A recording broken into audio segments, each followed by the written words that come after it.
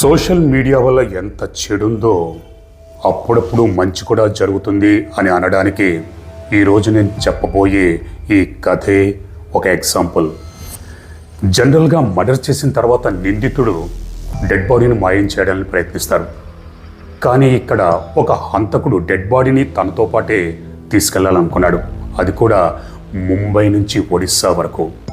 మరి ఒడిస్సా తీసుకెళ్లిన తర్వాత ఏం చేస్తాడు ఏంటనేది తెలియదు. కానీ అసలు ముంబై నుంచి ఒడిస్సా వరకు ఆ డెడ్ బాడీని తీసుకెళ్లాడా లేదా అన్నది ఈ వీడియోలో మీకు తెలుస్తుంది. ఈ నిజమైన సంఘటన ముంబైలో జరిగింది. అది 2023 సంవత్సరం నవంబర్ 19వ తారీఖు. ముంబైలో మెట్రో స్టేషన్ పనులు జరుగుతున్నాయి. కార్మికులు ఎవరి పనుల్లో వాళ్ళు బిజీగా ఉన్నారు. వాళ్ళ పనులకి ఆటంకం జరగకుండా ఉండడం కోసం, ఆ రూట్లో వెళ్ళే వెహికల్స్ని ఆపడం కోసం, వెళ్లకుండా ఉండడం కోసం బారికేడ్లను అడ్డంగా పెట్టారు. అప్పుడే కార్మికుడి దృష్టి బారికేడ్లు కింద పడిపోయి ఉండడం గమనించాడు. సరే, పొరపాటున బారికేడ్లు కింద పడిపోయి ఉండొచ్చు, లేకపోతే ఎవరైనా పొరపాటున పడేసి ఉండొచ్చు. ఒకవేళ అవి అలాగే ఉంటే వెహికల్స్ అటువైపుగా వస్తాయి. ఎందుకంటే మన దేశంలో ఉన్న ప్రజల గురించి తెలిసిందే కదా, ఏలు పెట్టడానికి సంధిస్తే మొత్తం బాడీ అంతా దూర్చేస్తారని. ఆ కార్మికుడు ఆ బారికేడ్ల దగ్గరికి వెళ్ళాడు. పడిపోయిన బారికేడ్లని నిలబెట్టాడు. అప్పుడే బారికేడ్ల కింద ఒక సూట్ కేసు ఉండడం గమనించాడు. అప్పుడు అర్థమైంది కార్మికుడికి, బారికేడ్లు పొరపాటున కింద పడలేదు, లేదా పొరపాటున ఎవరో పడేయలేదు. కావాలని ఆ సూట్ కేస్ కనిపించకుండా ఉండడం కోసం ఆ బారికేడ్ని సూట్ కేసు పైన పెట్టి ఉంచారని. కుతూహలం కొద్దీ ఆ సూట్ కేస్ తెరిచి చూశాడు. ఒక్కసారిగా భయంతో 2 అడుగులు వెనక్కి వేశాడు. ఎందుకంటే ఆ సూట్ కేసులో ఒక యువతి డెడ్ బాడీ కుక్కేసి ఉంది. ఇమీడియట్గా పోలీసులకు సమాచారం అందించాడు. పోలీసులు హుటాహుటిన సంఘటన స్థలానికి వచ్చారు. సూట్ కేసు అంతా పరిశీలించారు. ఆ యువతికి సంబంధించిన ఐడెంటిఫికేషన్ ఏమన్నా దొరుకుతుందేమోనని. కానీ ఫోన్ కానీ, ఐడి కార్డు కానీ, ఆధార్ కార్డు కానీ ఏమీ దొరకలేదు. ఆ యువతి ఎవరో తెలియదు. కాకపోతే యువతి ముఖం గుర్తుపట్టడానికి వీలుగా ఉంది. జనరల్గా గుర్తుపట్టకుండా ఉండడం కోసం మొహాన్ని చెక్ చేయడం, లేకపోతే కట్ చేయడం ఇవన్నీ చేస్తారు. కానీ ఆ యువతి బాగానే ఉంది. కానీ సూట్ కేసులో కుక్కేసి ఉంది. సరే, పోలీసులు ఆ యువతి డెడ్ బాడీని పోస్ట్మార్టం నిమిత్తం ప్రభుత్వ ఆసుపత్రికి తరలించారు. పోలీసులు ఆ యువతి మెడలో ఒక చైన్ ఉండడం గమనించారు. ఆ చైన్కి ఒక లాకెట్ ఉంది. ఆ లాకెట్ క్రాస్, సిలువ. అంటే ఆ యువతి క్రిస్టియన్. పోలీసులు ఆ యువతి ఫోటోలు అవి తీసి బస్ స్టాండ్లో, రైల్వే స్టేషన్లో అతికించారు. ఆ యువతిని ఎవరైనా గుర్తుపడితే పలానా నంబర్ని కాంటాక్ట్ చేయండి, పోలీసుల్ని కాంటాక్ట్ చేయండి అని వివరాలు అవన్నీ ఇచ్చారు. ఇక్కడే పోలీసులకి ఒక మంచి ఐడియా తట్టింది. ఆ యువతి క్రిస్టియన్ అంటే ప్రతి సండే ముంబైలో ఏదో ఒక చర్చికి వెళ్తుంది. దాంతో పోలీసులు ముంబైలో ఉన్న అన్ని చర్చిలకు వెళ్ళి ఫాదర్ని, ప్రీస్టుల్ని ఆ ఫోటో చూపించి, ఈ యువతి ఎప్పుడైనా మీ చర్చికి వచ్చిందా అని అడిగారు. చర్చికి సంబంధించిన ఫాదర్లు, ప్రీస్టులు ఆ ఫోటో చూసి ఆలోచించి, లేదు, ఈ యువతి ఎప్పుడు మా చర్చికి రాలేదని చెప్పారు. మరి ఇప్పుడు ఏం చేయాలి అని పోలీసులు ఆలోచిస్తున్నంతలో చర్చికి సంబంధించిన ఫాదర్లు, సరే మేము మీకు కూడా హెల్ప్ చేస్తాము, ఆ యువతి ఫోటో మాకు ఇవ్వండి, మా సామాజిక గ్రూపుల్లో ఆ యువతి ఫోటోని మేము పోస్ట్ చేస్తాం, ఏమో ఎవరైనా గుర్తుపడతారేమో అని చెప్పి ముంబైలో ఉన్న ప్రతి చర్చికి సంబంధించిన ఫాదర్లు, ప్రీస్టులు ఆ యువతి ఫోటో తీసుకుని తమ సోషల్ మీడియాలో పోస్ట్ చేశారు. వాట్సాప్ల్లో, అలాగే ఫేస్బుక్, ఇన్స్టాలో, సామాజిక వర్గానికి చెందిన కొన్ని వాట్సాప్ గ్రూపుల్లో, అన్ని వాట్సాప్ గ్రూపుల్లో ఆ యువతి ఫోటోని పోస్ట్ చేశారు. ఆ రోజు సాయంత్రం ముంబైలోని ధారావి ప్రాంతానికి చెందిన ఒక చర్చి ఫాదర్ పోలీసులకి కాల్ చేసి, నాకు ఇప్పుడే ఒడిస్సా నుంచి ఒక ఫాదర్ ఫోన్ చేశారు. ఎందుకంటే మేము మా సామాజిక వర్గంలో ఉన్న అన్ని వాట్సాప్ గ్రూపుల్లో, ఫేస్బుక్లో, ఇన్స్టాలో ఆ యువతి ఫోటోని పోస్ట్ చేశాం కాబట్టి ఒడిస్సాలో ఉన్న ఒక చర్చి ఫాదర్ ఆ యువతి ఫోటో చూసి గుర్తుపట్టాడు. ఆ యువతి ఒడిస్సాకి చెందిందే, మా చర్చికి వచ్చేది. ఆ తల్లిదండ్రులు పిలిపించి నేను ఆ యువతి ఫోటోని చూపిస్తే అది తమ కూతుర్దేనని గుర్తుపట్టారు అని నాకు ఇప్పుడే కాల్ చేసి చెప్పాడంటే, వెంటనే పోలీసులు క్రైమ్ బ్రాంచ్ పోలీసులకి సమాచారం అందిస్తే క్రైమ్ బ్రాంచ్ పోలీసులు ఆ చర్చి ఫాదర్తో మాట్లాడి వెంటనే ఆ యువతి తల్లిదండ్రులను ముంబై రమ్మని చెప్పారు. దాంతో యువతి తల్లిదండ్రులు ముంబై వచ్చారు. పోలీసులు మార్చిలో ఉన్న డెడ్ బాడీని చూపిస్తే అది తమ కూతుర్దేనని గుర్తుపట్టి పోరున వెలిపించారు. పోలీసులకి ఆ యువతి ఎవరు ఐడెంటిఫికేషన్ తెలిసిందే. ఆ యువతి పేరు ఏంటని తల్లిదండ్రులను అడిగితే యువతి పేరు ప్రతిమ పవల్ కొనిశెట్టి అని తెలిసింది. సరే, మొత్తానికి యువతి ఎవరు ఏంటని తెలిసింది. ఇప్పుడు హంతకుడు ఎవరు అన్నది చేయాలి, పట్టుకోవాలి. పోలీసులు యువతి తల్లిదండ్రులతో మీకు ఎవరి మీదైనా అనుమానం ఉందా అని అడిగితే, మా అమ్మాయి, మా కూతురు ఒక యువడితో ముంబైలో లివ్ ఇన్ రిలేషన్షిప్లో ఉండేది. అతడు కూడా ఒరిస్సాకి చెందినవాడే, మా జిల్లాకి చెందినవాడే. అతడి పేరు అస్కర్ మనోజ్ అని చెప్పారు. వీళ్ళిద్దరూ ముంబైలోనే లివ్ ఇన్ రిలేషన్షిప్లో ఉండేవాడు. మాకు అతని మీదే అనుమానం ఉందని చెప్పారు. కాకపోతే ఇద్దరు ముంబైలో ఎక్కడుంటారు ఏంటి అన్న సంగతి తల్లిదండ్రులకు తెలియదు. సరే, ఫోన్ నెంబర్ అడిగితే యువతి తల్లిదండ్రులు మనోజ్ ఫోన్ నెంబర్ ఇచ్చారు. ఎందుకంటే మనోజు, ప్రతిమ ఇద్దరు వాట్సాప్లో చాటింగ్ చేసుకోవడం, వాళ్ళకి సంబంధించిన మెసేజ్లు ఇవన్నీ తల్లిదండ్రుల దగ్గర వరకు కూడా ఉన్నాయి. దాంతో పోలీసులు ఆ నంబర్ లొకేషన్ ఆరా తీస్తే, కాల్ చేస్తే ఫోన్ స్విచ్ ఆఫ్ అని వచ్చింది. లొకేషన్ ఏమో ముంబైలోని ధారావి ప్రాంతం చూపిస్తుంది. ధారావి ప్రాంతం అంటే ముంబైలో చాలా పెద్ద స్లమ్ ఏరియా. ఒక విధంగా అక్కడ ఇల్లు, రూము వెతికి పట్టుకోవడం చాలా కష్టం. అయినా సరే పోలీసు దగ్గర వేరే ఆప్షన్ లేదు. దాంతో పోలీసులు ధారావి వెళ్ళారు, వెతికారు. ఇంటింటికి వెళ్ళి యువతి ఫోటో చూపించి వివరాలు అవన్నీ అడిగారు. మొత్తానికి పోలీసుల శ్రమ ఫలించింది. ప్రతిమ ఇల్లు అడ్రస్ తెలిసింది. ఇంటికి వెళ్తే ఇంటికి తాళం వేసింది.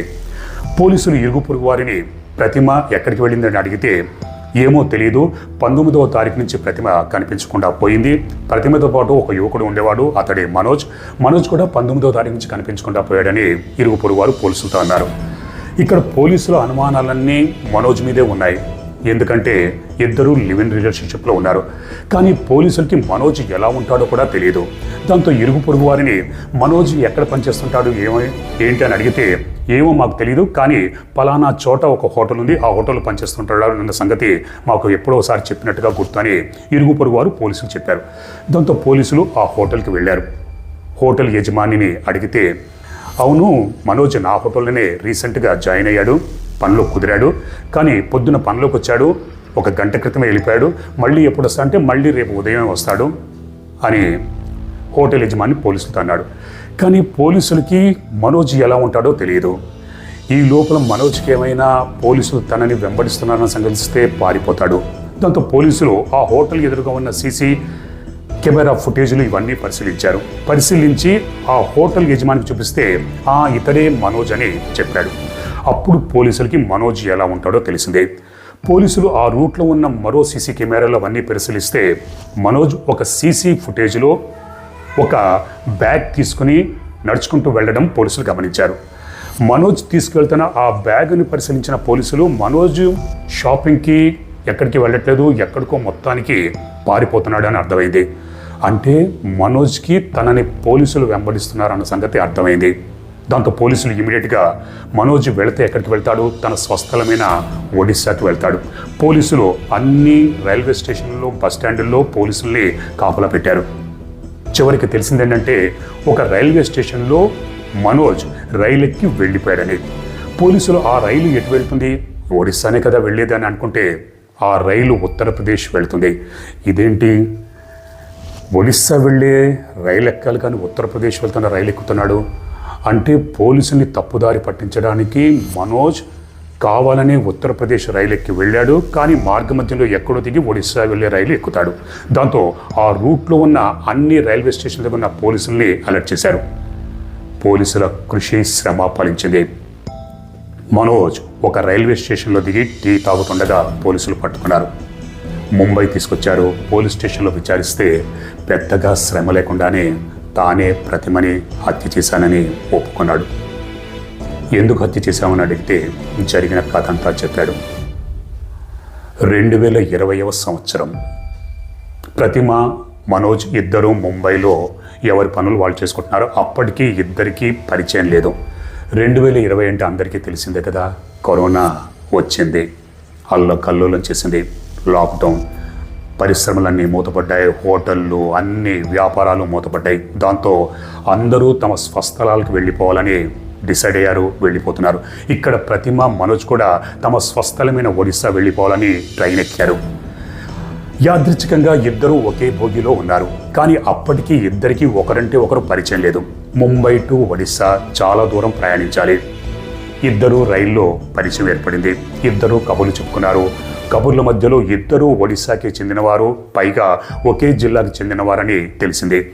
దాంతో నీది తనాలి నాది తనాలి, ఎంతైనా ఒకే జిల్లాకి ఒకే ప్రాంతం వారని ఎవరికైనా తెలిస్తే ఒక ఇంటిమసి, ఒక ప్రేమ ఇదంతా కలుగుతుంది. దాంతో ఇద్దరు ఒడిస్సా వెళ్ళే వరకు కబుర్లు చెప్పుకున్నారు. ఆ తర్వాత ఒకరి ఫోన్ నెంబర్ ఒకరు ఎక్స్చేంజ్ చేసుకున్నారు. ఇద్దరు ఆ తర్వాత చాటింగ్ చేసుకున్నారు. ఆ చాటింగ్ కాస్త ప్రేమలోకి మారింది. ఇద్దరు ప్రేమించుకున్నారు. ఆ తర్వాత కరోనా వెళ్ళిపోయింది. వెళుతూ ఎవ్వడికి బుద్ధి రాదు, ఈ ప్రజలకి ఎప్పటికీ బుద్ధి రాదని కరోనానే సిగ్గుపడుతూ ఈ లోకం నుంచి వెళ్ళిపోయింది. మనకందరికీ తెలిసిందే కదా, కరోనా వస్తే మనుషుల బుద్ధి మారుతుందని. కానీ ఎవడి బుద్ధి మారలేదు. సరే, కరోనా వెళ్ళిపోయింది. మళ్ళీ 2023 సంవత్సరంలో ఇద్దరు కలిసి మళ్ళీ ముంబైలో పనిచేసుకుందామని ముంబైకి వచ్చారు. అప్పటికే ఇద్దరు ప్రేమించుకుని ఉన్నారు. సరే, ప్రేమించుకున్నాం కాబట్టి ఇద్దరు విడివిడిగా ఉండడం ఎందుకు, ఒకే ఇంటిని, ఒకే రూమ్ని అద్దెకు తీసుకుని ఉందామని ఇద్దరు ఒక రూమ్ని అద్దెకు తీసుకుని అందులో ఇద్దరు లివ్ ఇన్ రిలేషన్షిప్లో ఉండేవారు. ఎంత ప్రేమించుకున్న ప్రేమికుల మధ్య అప్పుడప్పుడు చిన్న చిన్న గొడవలు, తగాదాలు అవన్నీ వస్తూ ఉంటాయి కదా. అలాగే వీళ్ళిద్దరి మధ్య గొడవలు అప్పుడప్పుడు తలెత్తేవి. ఈ క్రమంలో నవంబర్ 18వ తారీఖు ప్రతిమ ఎవరితోనూ ఫోన్లో మాట్లాడుతుంది. ఫోన్లో మాట్లాడుతున్న ఆ సౌండ్ పక్కనే ఉన్న మనోజ్కి వినిపిస్తుంది. ప్రతిమ మాట్లాడుతుంది ఒక యువకుడితో. ఇక్కడ మనోజ్కి అనుమానం కలిగింది. ఈ మధ్య తనతో చీటింగ్ మాటికి గొడవ పడుతుంది, అంటే వేరే యువకుడితో ఎఫ్ఐఆర్ పెట్టుకుంది, తనను అందుకనే విస్మరిస్తుంది అని ఇదే విషయం మీద తన ప్రియురాలు ప్రతిమతో గొడవ పెట్టుకున్నాడు. ఆ గొడవ కాస్త పెద్దదైంది. దాంతో క్షణికావేశంలో మనోజ్ ప్రతిమ గొంతు పిసికి హత్య చేశాడు. ఆ తర్వాత ఏం చేయాలి? జనరల్గా అయితే డెడ్ బాడీని మాయం చేయాలి. కానీ ధారావి లాంటి ఏరియాలో బయటికి తీసుకెళ్తే అందరికీ తెలిసిపోతుంది. స్లమ్ ఏరియా, అడుగడుక్కి సందుకి గ్యాప్ లేకుండా అక్కడ ఇళ్ళుంటాయి. సరే, తన ప్రియురాలు డెడ్ బాడీని ఒడిస్సా తీసుకెళ్ళిపోదామని అనుకున్నాడు. సూట్ కేసులో తన ప్రియురాలు డెడ్ బాడీని కుక్కాడు. బయటకు వచ్చాడు, ఆటోలో పెట్టుకున్నాడు, ఆటోలో వెళ్తున్నాడు. ఆ రోజు నైట్ ఆటోలో వెళ్తుంటే మార్గ మధ్యలో పోలీసులు కనిపించారు. పోలీసులు చూసిన మనోజ్కి భయం వేసింది. ఒకవేళ పోలీసులు ఆపి చెక్ చేస్తే సూట్ కేసులో ఉన్న తన ప్రియురాలు డెడ్ బాడీ బయటపడుతుంది, గుర్తుపడతారు. పోనీ తప్పించుకుని రైల్వే స్టేషన్ దాకా వెళ్తే ఎవరికైనా అనుమానం వచ్చి సూట్ కేసుని చెక్ చేస్తే డెడ్ బాడీ బయటపడుతుంది. దాంతో భయం వేసింది. ఆటో దిగిపోయాడు. అప్పటికే అర్ధరాత్రి అయింది. ఇది నవంబర్ 18వ తారీఖు జరిగింది. సూట్ కేసుని ఈడ్చుకుంటూ కొంత దూరం తీసుకెళ్లాడు. అక్కడే మెట్రో స్టేషన్ పనులు జరుగుతున్నాయి. బారికేడ్లు అడ్డంగా కనిపించాయి. సూట్ కేసుని నేలపైన పెట్టాడు. సూట్ కేసు కనిపించకుండా బారికేడ్లని సూట్ కేసు పైన పెట్టి మళ్ళీ ఇంటికి వచ్చేసి పడుకున్నాడు. మరుసటి రోజు అంటే నవంబర్ 19వ తారీఖు ఏమీ తెలియనట్టు తాను పనిచేస్తున్న హోటల్కి వెళ్ళాడు. అదే రోజు రాత్రి ఒడిస్సా పారిపోదామని ప్లాన్ వేసుకున్నాడు. కానీ ఈ లోపులే ఒక శ్రామికుడు ఆ సూట్ కేసును చూడడం, పోలీసులకు సమాచారం అందించడం, పోలీసులు కూడా దాని డెడ్ బాడీ పైన ఉన్న ప్రతిమ మెడలో లాకెట్ ఉంది, సిలువ లాకెట్. దాంతో పోలీసులు తెలివిగా చర్చ్ ఫాదర్ను సంప్రదిస్తే చర్చ్ ఫాదర్లు తమ వాట్సాప్ గ్రూపుల్లోనూ తమ సోషల్ మీడియాలో పోస్ట్ చేస్తే ఒడిస్సాలో ఉన్న ఒక చర్చ్ ఫాదర్ వాట్సాప్ గ్రూపులో వచ్చిన ఆ ఫోటోను చూసి గుర్తుపట్టి ఇలా ఒక మర్డర్ కేస్ చిక్కుముడి వీడిపోయింది. ఇక్కడ మనోజ్ పోలీసులతో తన ప్రియురాల్ని తాను చంపాలనుకోలేదు, ప్రేమించాను, పెళ్లి చేసుకోవాలనుకున్నాను, కానీ అనుమానం వచ్చింది, క్షణికావేశంలో చంపేశానన్నాడు. క్షణికావేశంలో చంపినా, ఎలా చంపినా మర్డరే, శిక్షే. చట్టం నుంచి తప్పించుకోలేడు. సరే, చట్టం తన పని తాను చేసిపోతుంది. ప్రస్తుతం మనోజ్ జైల్లో ఉన్నాడు. కోర్టులో కేసు ఇంకా నడుస్తోంది. అలా ఒక సోషల్ మీడియా ద్వారా ఒక మర్డర్ కేసు చిక్కుముడి వీడిపోయింది. అప్పుడప్పుడు సోషల్ మీడియా వల్ల మంచి పనులు జరుగుతాయని చెప్పడానికి ఈ కథే ఒక ఉదాహరణ. మరో నిజమైన క్రైమ్ స్టోరీతో నేను మళ్ళీ రేపు మిమ్మల్ని కలుసుకుంటాను. అప్పటిదాకా మీరు మీ కుటుంబ సభ్యులు క్షేమంగా, సురక్షితంగా, అప్రమత్తంగా ఉండాలని కోరుకుంటూ మీ హర్షవర్ధన్.